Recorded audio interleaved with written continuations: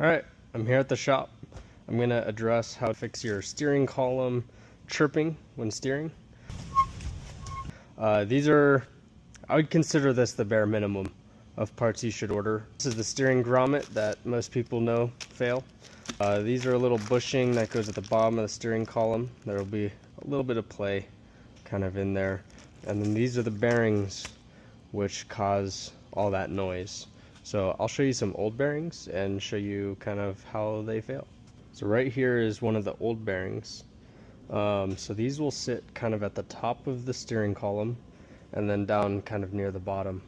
This is kind of all in the tilt piece.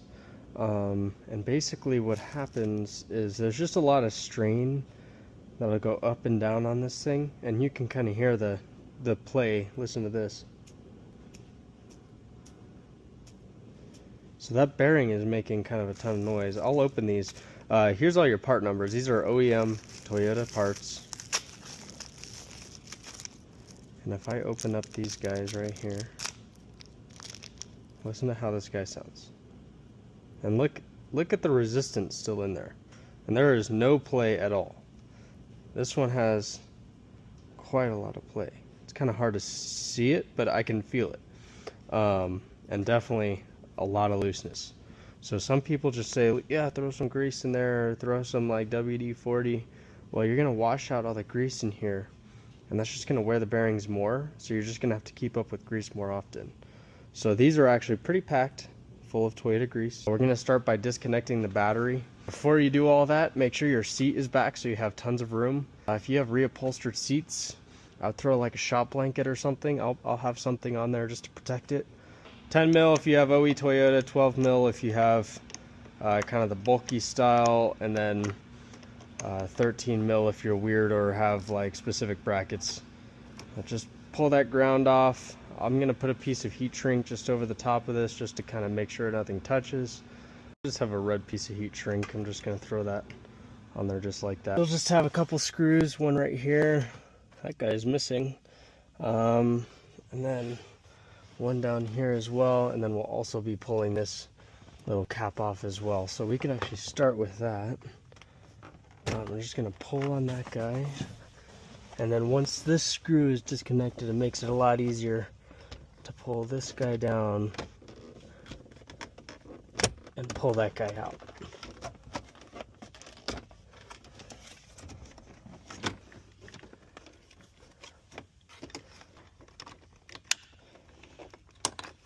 Alright, just disconnect those guys. It's gripping on right there. There we go. Right down here. There we go. Just like that. And then if do this one too.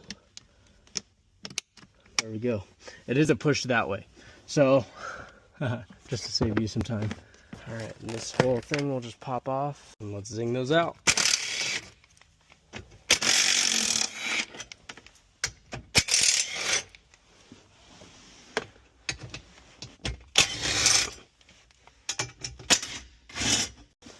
Alright, just kind of snip that guy off, and we're out.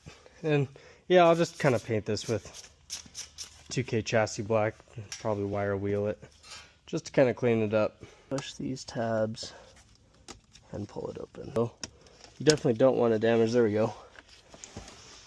These are old, so you kind of have to be a little bit gentle with them. There we go, now we're all disconnected. But be very gentle with something if it's giving you a hard time. Just kind of work with it. Let's pull the airbag off. So you just got a cap here. There we go. Now these are not too tight. Check the horn. I usually check the horn just to kind of reinforce the fact that we disconnected the battery. A little pull. Back one. There we go. In here. Zing it off. There we go. Just like that. We're gonna pull this guy out right here. So just pull it over and out. Just like that. Here's one holding the plastic on. Alright, we're out. Just goes right there. make sure you kind of look over this and make sure everything's kind of disconnected. Trace your wires, see where they're all going. All right, disconnect that guy. We're gonna remove this bolt, this bolt, this bolt, and this bolt, if you can see those. Looks like a couple of 14s, or 4 14s total. All right, just have a little basic shop blanket. And actually disconnect these back ones first. 1,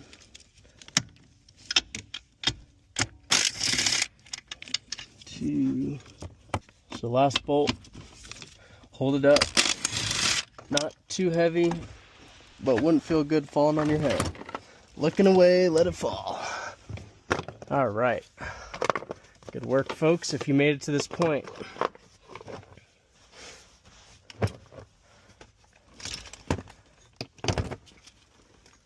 And just like that, we are out with the column. All right, as you may know, lots of dust everywhere anytime you do any interior stuff. I'm gonna take some compressed air here, blow it away from the transmission. This is a bad transmission, so don't call me for bad practice or dirty behavior. But just kind of blow it all off. Okay, so just some basic tools. Have my parts all right here, still bagged. I rebagged that other bearing just so I make sure that I install new parts and not reinstall old parts. So clock spring, just a couple of Phillips screws, and when I pull these out, I'm going to put the screws kind of back into the clock spring so I remember the groupings they go with. Little connector just goes on the back. Pry this guy up. And then this guy will pop off too. Let's see. There's one. There we go. We have some Phillips just kind of in these deep holes. This guy was loose. Interesting. Just kind of slip it over the edge. There we go. Alright, and then this guy is just kind of clipped in right there. Alright.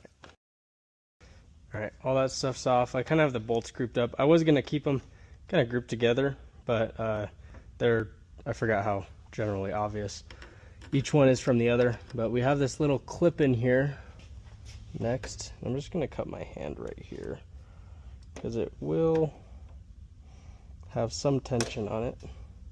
I get it? Not quite. I think I got it. Yep. So everything kind of just shifted in.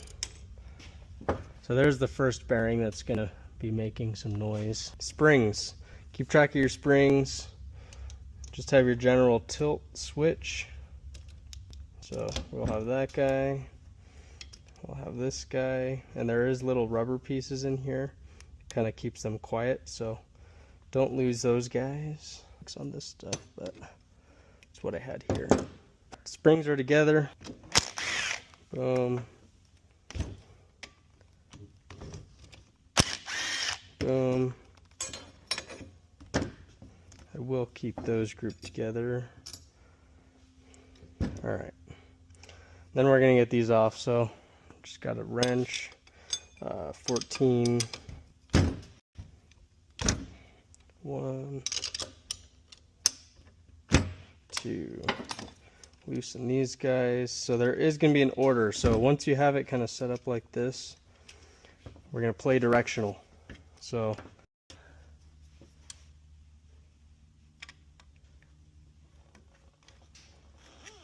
there we go. One clip. This guy, this little paw is going to come off. Get that clip off.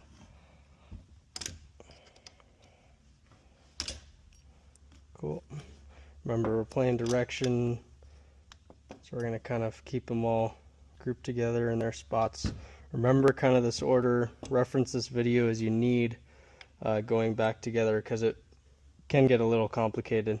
Alright, we got a little 10 mil on this side and this pin will come out and it'll let us kind of access the rest. There we go. lock washer, regular washer, knock that pin out. Now this guy can come off.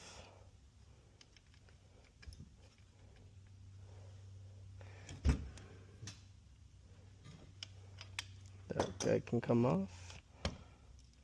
That guy come off. Not very tight, so I can just use a Phillips.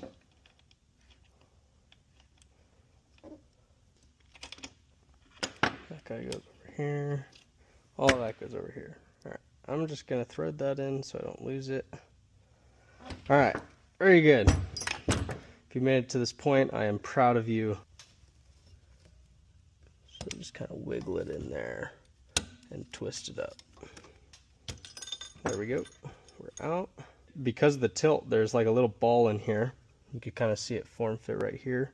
And it keeps this thing from moving. So in order to get that out, we have to pull these pins here. They're super easy to damage. You don't want to try and get pliers on this. I did the first time I ever did, and it did not go well. It won't move very well. What we're going to do is I've got these old Bilstein shock centering washers. And look at that. Perfectly fits over it. So what I'm going to do is I'm going to take a couple washers, set this guy up. I'm just going to thread this guy on, and I'm going to tighten it, and it's going to start extracting that thing. And we'll just kind of keep tightening. Felt it kind of like pull, get that first pull. And then remember, once it's kind of locked down, you're going to back it off. See how it moved just a little bit? Alright, now that this side is started, I'm going to go to this other side, get this side started. Just a single washer. Make sure you grab a decent amount of threads, because you really don't want to pull these threads. So I'm just going to go until it feels tight, which it's going pretty well right now. Going pretty well. And it's tight there. Once it feels like it, you'll feel it. It'll be like nice and easy, like something is moving, and then it'll stop. The next couple clips I have the sound off. I have a coworker doing tires in the background. I have the other stud removed completely, and I have a tap in there in order to keep the top part of the tilt assembly square. This will help remove that stud easily without damaging any of the ends. And you'll see how easily this stud will pull out. And now we're just going to remove that top part of the steering column. And we're going to remove the spring and the thrust washer that preloads the bearings. And now we're just going to use the key to unlock the steering shaft and remove it. Take note of how dark this OEM grease has gotten over the years. It's even sticky and tacky in some spots. We're going to try and clean that all up. So at this point, I'm just going to check the steering shaft for play. There's two little pins there, which is what will collapse the steering column in case of a head-on crash. I'm just going to set in the vise here. It's loosely in there. You don't want to compress that too much. And I'm just extracting the little plastic ball in order to completely break it down and replace all the grease with new grease. And I'm just going to use a little bit of brake clean on here just to kind of break down the grease and wipe it all clean. And at this point, you can also check your bearings.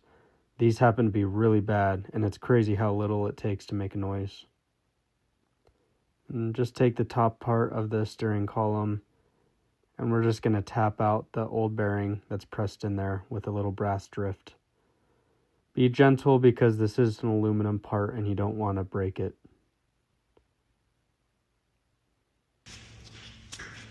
And just checking that last bearing, and this is the worst of them all. It's very gritty and it has flat spots and pitting throughout the bearing. Okay, I'm getting ready to reassemble. I've cleaned everything off. It's a good step, I think, for everyone to kind of take that extra time and clean this off because it's old grease. And I will be using brand new Toyota body grease. Here's the part number. It's pretty expensive. But I think it's worth it just for the peace of mind that you know what you're putting in is going to last. I'm just going to apply a little bit of grease to the inside here, just where it's going to slide in so it stays square just in a circular motion. So start across, and then once it's started,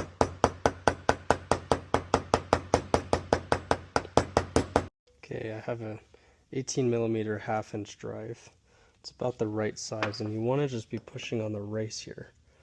And that's pretty close to hitting exactly where I need. So I'm just going to throw that up there.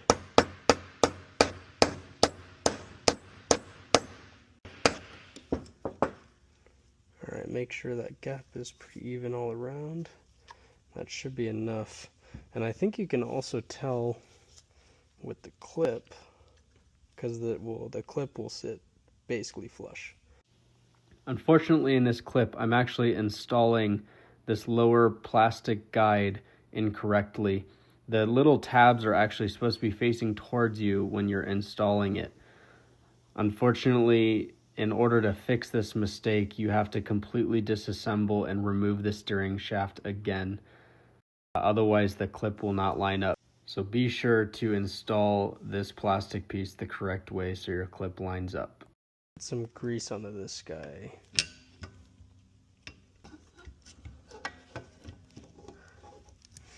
Then go up and then in.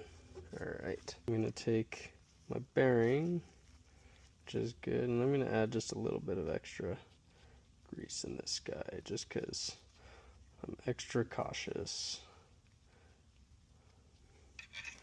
And this one's a little more sealed, so it should get a little less debris. And it should just slide on, no problem. Now we're going to put this little cap on, put a little grease on that. I mean, your fingers have a ton of grease already on them. Okay, just a little bit of grease again on that tip. So we're going to push in at the same time as kind of moving it over, centering it. Alright, kind of tap it in. Ooh, that one fell out.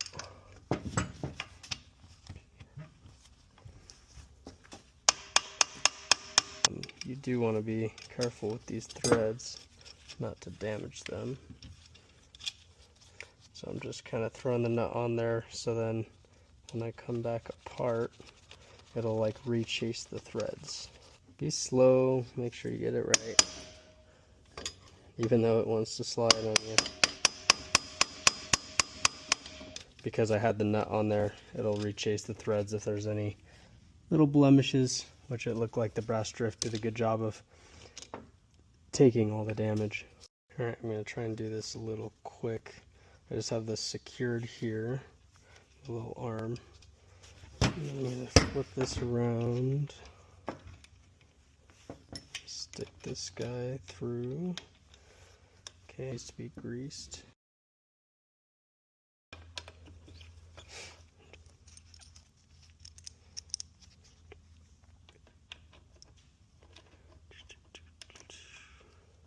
I've got a little cheat sheet here to kind of help me get through this. Because it is a lot of parts to kind of keep track of. Alright, so this spring is going to go to here. Going to want to capture this guy. And this guy needs to be in here. But keep a little hammer to tap around. Throw this guy back on. Alright. Not going to be very tight. It's more so there to keep it from backing out. I want to be able to kind of walk this thing without binding. There we go. That's very good. So that moves freely. Just going to throw a nut on there just so it holds. Clip, just see if I can put a little pressure back into it here. Just give it a tap. Easy peasy. It's not going anywhere.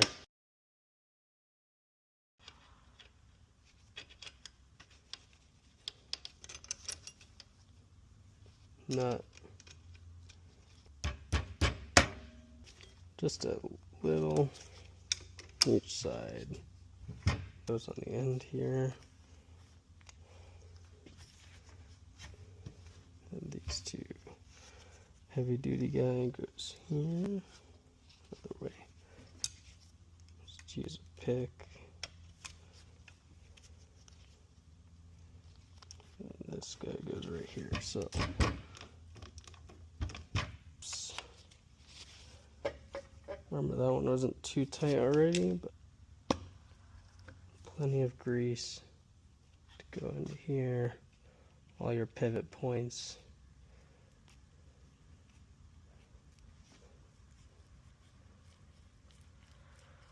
Okay, so I wasn't able to record this, but the way I get this collar back in, we used a 20mm socket, and one person is like pushing it down and the other is pushing from the ears here down, so it loads that spring back up.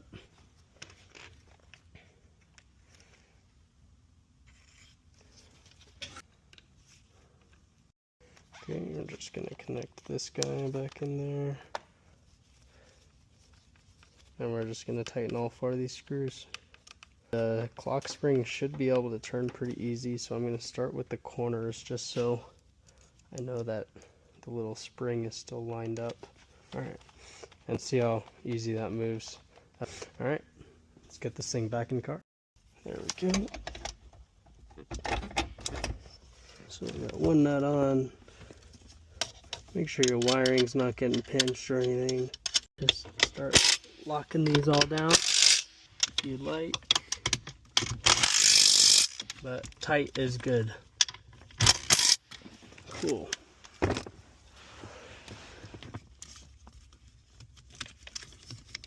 Start with this guy.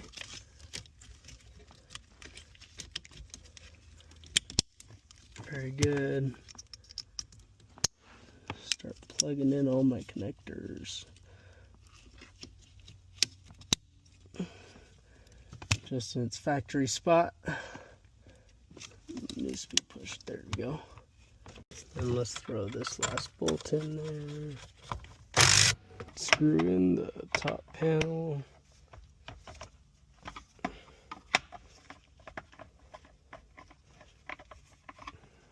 Cool. Remember, keep that clock spring lined up. Sorry, I'm not using my glasses for a sec to record, so it'll be different POV. But we'll throw this vent in, we'll throw this guy in, and I just got all these fasteners secured. They're all 10 mils, there's 5 of them total. Red gas, white hood. And then just clip it in for now. Obviously we still have to take off that top trim piece, or put in that top trim piece. And then to get these guys in, you'll close it and then reopen it, and then close it. Okay, do it again. Install it, and then put it back in the hole. Just sometimes it's a little hard to clip them in, but nope, that ended up working okay. So we got 1, 2, 3 bolts there. I'm only gonna put this one in for right now. There we go, 1, 2. Just had it clipped in there because it's easier, I think, to go in with that first. Ring is all lined up. Clip it all back in and screw it together. Okay, last part's the steering wheel. This is when we find out how off we are. If the wheels moved at all, our steering wheel will be off. So try and get it relatively straight. That's good. Like being too close to them. Lock that in. Tip, push these bolts out. Boom. A little bit to get it started. And then not too tight. It's like 10 foot-pounds or so. There you go. Last thing I want to mention is when you start going together, before you install this panel, I would be checking just your tilt switch here, that it goes all the way down.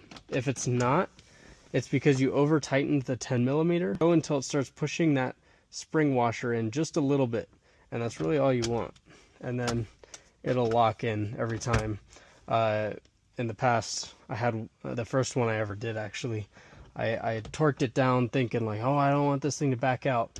The whole thing pivots. So if you use red Loctite and you go until the spring washer has a little tension, it's not going to back off. And that way you don't have to pull it down in order to engage a gear.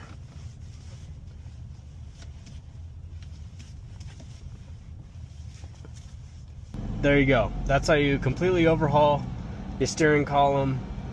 It's tedious, a little bit of a longer repair, but it is not impossible for the average DIY person. Just dedicate some time, make sure you have all the tools you need, go nice and slow with those bolts that you're extracting, the little pins that kind of hold the tilt part on.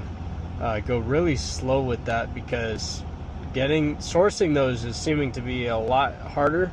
If you know you're just going to probably end up breaking them, find them on like Partsook, eBay, whatever you can. I highly suggest doing this repair while all the parts are mostly still available.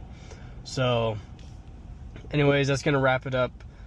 Thanks for watching all the way through. I hope this helps. I know there's really not much information on what that chirp is and how to really fix it. It's just a lot of people saying throw lube here and there. I think I want to repair this right, and I want it to last longer, and I know a lot of people are in that same boat. You can have a shop do this if you're not comfortable doing it. It's probably going to charge you about 6 or 7 hours of labor. I would be a little skeptical if they're charging you anything more than that, because I think I got it done in 3 or 4 hours while recording. Thanks for staying till the end. If you got to this point, leave a like, subscribe, and see you on the next one.